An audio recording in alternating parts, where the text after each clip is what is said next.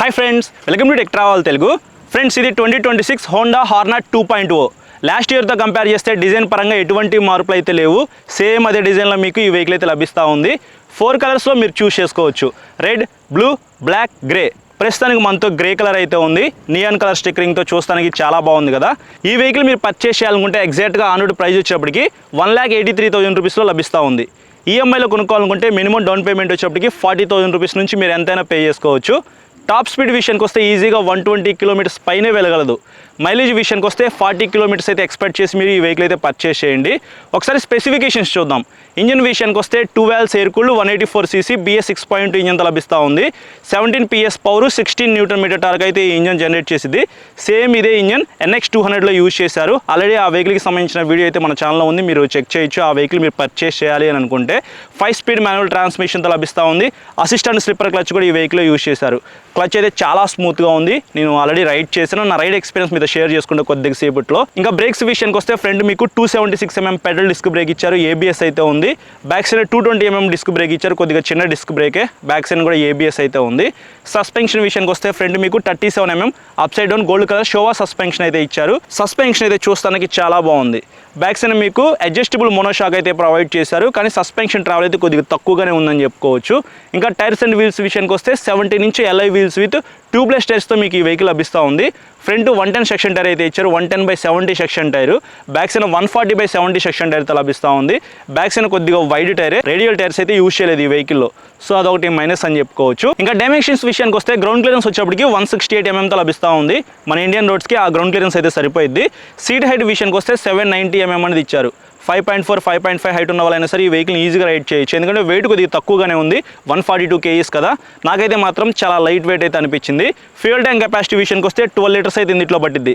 Fibre fuel ట్యాంకే, metal fuel tank అయితే ఏమీ లేదు. ఇక్కడ E20 బ్యాడ్జింగ్ అయితే చూడొచ్చు, అంటే ఈ వెహికల్ E20 పెట్రోల్కి సపోర్ట్ చేసింది. ఇంకా లైట్స్ విషయానికి వస్తే హోండా కంపెనీ వాళ్ళు లైటింగ్ డిపార్ట్మెంట్లో ఎక్కడ కాంప్రమైజ్ అయితే అవ్వలేదు. LED హెడ్లైట్తో లభిస్తూ ఉంది. బ్యాక్ సైడ్ మీకు X షేప్లో టెయిల్ లైట్ అయితే ఇచ్చారనమాట. ఆ డిజైన్ కూడా బాగుంది. ఈవెన్ సిగ్నల్ లైట్స్ కూడా ఈ వెహికల్లో LED ఇచ్చారు. హజర్ లైట్స్ కూడా ఉన్నాయి, వీటిని కూడా స్కిప్ చేయలేదు. సో ఇది ఒక ప్లస్ పాయింట్. ఇంకా కన్సోల్ విషయానికి వస్తే పాత వెహికల్తో కంపేర్ చేసుకుంటే 4.2 inches fully digital colour TFT console ఇచ్చారు. బ్లూటూత్ ఉంది, 10/10 నావిగేషన్ ఉంది, డిస్టెన్స్ టు ఎంటీ ఉంది, లో ఫ్యూల్ వార్నింగ్ ఉంది, గేర్ ఇండికేటర్ ఉంది, లో బ్యాటరీ ఇండికేటర్ ఉంది, క్లాక్ ఉంది, వోడా అండ్ ట్రిప్ మీటర్స్ ఉన్నాయి. అలాగే ఈ వెహికల్ ట్రాక్షన్ కంట్రోల్ కూడా ఇచ్చారు. బ్యాక్ సైడ్ వీల్ అనేది ఎక్సెస్ స్పిన్ అవ్వకుండా హెల్ప్ అయింది అనమాట. సేఫ్టీ పరంగా ఇది ఇంకొక ప్లస్ పాయింట్ అని చెప్పుకోవచ్చు. ఇట్లాంటి ఫీచర్స్తో మీకు హోండా హార్నెట్ 2.0 అయితే లభిస్తూ ఉంది. ఇంకా సీట్ విషయానికి వస్తే ఇక్కడ మీరు చూడొచ్చు, స్ప్లిట్ సీట్ అయితే ఇచ్చారు. రైడర్ సీట్ అయితే కొద్దిగా పెద్దగానే ఉంది. బ్యాక్ సైడ్ పిలియన్ సీట్ మరీ అంత చిన్నగా అయితే ఏమీ లేదు, కొంచెం పెద్దగానే ఇచ్చారు. లోకల్ వరకు ఫ్యామిలీతో మేనేజ్ చేయొచ్చు, బట్ లాంగ్ వెళ్దాం అంటే మాత్రం ఫ్యామిలీకి అంతగా ఉపయోగపడదు అనమాట. స్ప్లిట్ గ్రాబ్ రైల్ అయితే ఇచ్చారు. పిలియన్ రైడర్ పట్టుకోవడానికి కంఫర్టబుల్గానే ఉండిద్ది. శారీ గార్డ్ అయితే ప్రజెంట్ ఈ వెహికల్కి లేదు, కానీ మీరు వెహికల్ పర్చేస్ చేసిన తర్వాత PDIకి తీసుకెళ్తారు కదా, అక్కడ వాళ్ళైతే శారీ గార్డ్ పెడతారు, కాబట్టి ఇబ్బంది అయితే ఏమీ లేదు. మెటల్ ప్యాసింజర్ ఫుట్ రెస్ట్ అయితే ఇచ్చారు. ఇంకా కీ పొజిషన్ విషయానికి వస్తే ఫ్యూయల్ ట్యాంక్ దగ్గర అయితే ఇచ్చారు. డిజైన్ కూడా చూస్తానికి ఇలా ఉండిద్ది. ఈ కీ డిజైన్ అయితే నాకు పర్సనల్గా నచ్చలేదు. హ్యాండిల్ మీద ఉన్న స్విచెస్ విషయానికి వస్తే హ్యాండిల్కి రైట్ సైడ్ మీకు రెడ్ కలర్లో ఇంజన్ కిల్ స్విచ్ అయితే ఇచ్చారు. దాని కింద Hajar lights on off switch అయితే ఇచ్చారు. దాని కింద సెల్ఫ్ స్టార్ట్ అయితే ఉంది.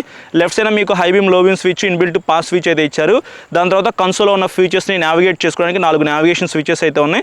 దాని కింద సిగ్నల్ లైట్ స్విచ్ ఉంది. ఇంకా కింద చూసినట్లయితే హార్న్ ఉంది. ఇవి హ్యాండిల్ మీద ఉన్న స్విచెస్ అయితే. స్విచెస్ క్వాలిటీ అయితే చాలా బాగుంది.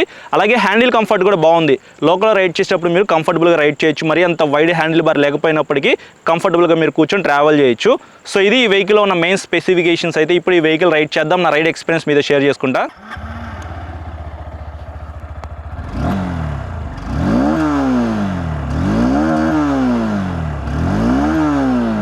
ఎగ్జాస్ట్ సౌండ్ అయితే కొద్దిగా లౌడ్ వస్తూ ఉంది.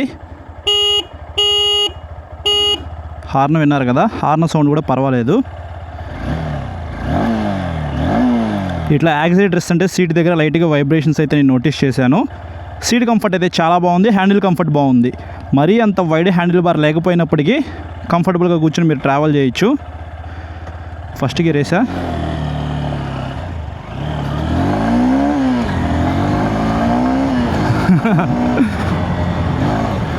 సో యాక్చువల్లీ ఇది షూట్ లొకేషన్ అనమాట. నేను ఎప్పుడు షూట్ చేయడానికి వెహికల్ అయితే ఇక్కడికే తీసుకొని వస్తాను. కొద్దిగా ఆఫ్ రోడ్ అయితే ఉండిద్ది.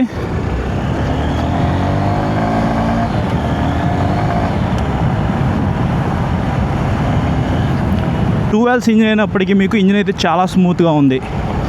కానీ మీరు 100 క్రాస్ అయిన వెంటనే లైట్గా వైబ్రేషన్స్ అయితే నోటీస్ చేస్తారు. వైబ్రేషన్స్ అయితే ఉన్నాయి కానీ అస్సలు లేవని నేను చెప్పను, లైట్గా ఉన్నాయి.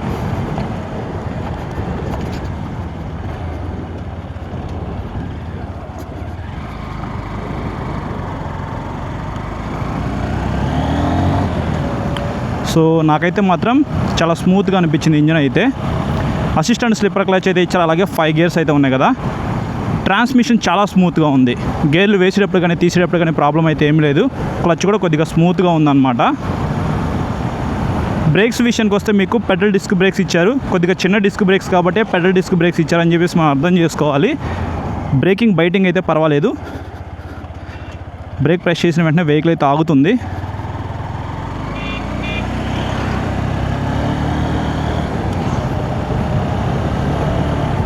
ట్రాన్స్మిషన్ అయితే buttery smooth bro. Console visibility కూడా చాలా బాగుంది. మీరు యాక్టివా అలాగే షైన్ SP 125 NX 200 ఈ వెహికల్స్లో ఇలాంటి కన్సోల్ అయితే చూస్తారు. సేమ్ అదే కన్సోల్ అనమాట, 4.2 inches fully digital car TFT console. ఇక్కడ మీకు ఎకో అని చెప్పేసి చూపిస్తుంది కదా, స్లోగా వెళ్తే మీకు మంచి మైలేజ్ అయితే వస్తుంది. 40 కిలోమీటర్స్ అయితే మీరు ఈ వెహికల్ నుంచి ఎక్స్పెక్ట్ చేయొచ్చు మైలేజ్ అయితే. ఎయిర్ కూల్డ్ ఇంజిన్ కాబట్టి మీకు మెయింటెనెన్స్ అయితే చాలా తక్కువ ఉండిద్ది. ఇంజిన్ ఆయిల్ పోసుకోవటం, time to time vehicle use చేసుకోవడమే. కంటిన్యూగా 100-150 కిలోమీటర్స్ అయితే వెళ్ళిపోవచ్చు ఏ టెన్షన్ లేకుండా. చిన్న చిన్న బ్రేక్స్ తీసుకుంటూ వెళ్తే మీరు ఎంత దూరం అయినా సరే ఈ వెహికల్ మీద వెళ్ళిపోవచ్చు. మొత్తం LED లైట్స్ అయితే ఇచ్చారు, లైట్స్ పరంగా ఇబ్బంది అయితే ఏమీ లేదు. హజా లైట్స్ కూడా ఈ వెహికల్ స్కిప్ అవ్వలేదు, సో ఇది ఒక ప్లస్ పాయింట్. సస్పెన్షన్ అయితే కొద్దిగా స్టిఫర్ సైడ్ అయితే ఉంది, స్మూత్ సైడ్ అయితే లేదు. కొంచెం హార్డ్ అయితే అనిపిస్తుంది అనమాట నాకు సస్పెన్షన్ అయితే. సేమ్ ఇదే సస్పెన్షను, ఇదే టైర్స్, అలాగే ఇదే ఇంజన్ మీకు NX 200లో యూజ్ చేశారు. సో అదేమో మీకు అడ్వెంచర్ వెహికల్ లాగా అయితే కనిపించింది చూస్తానికి, ఇదేమో నెకెడ్ వెహికల్ అనమాట.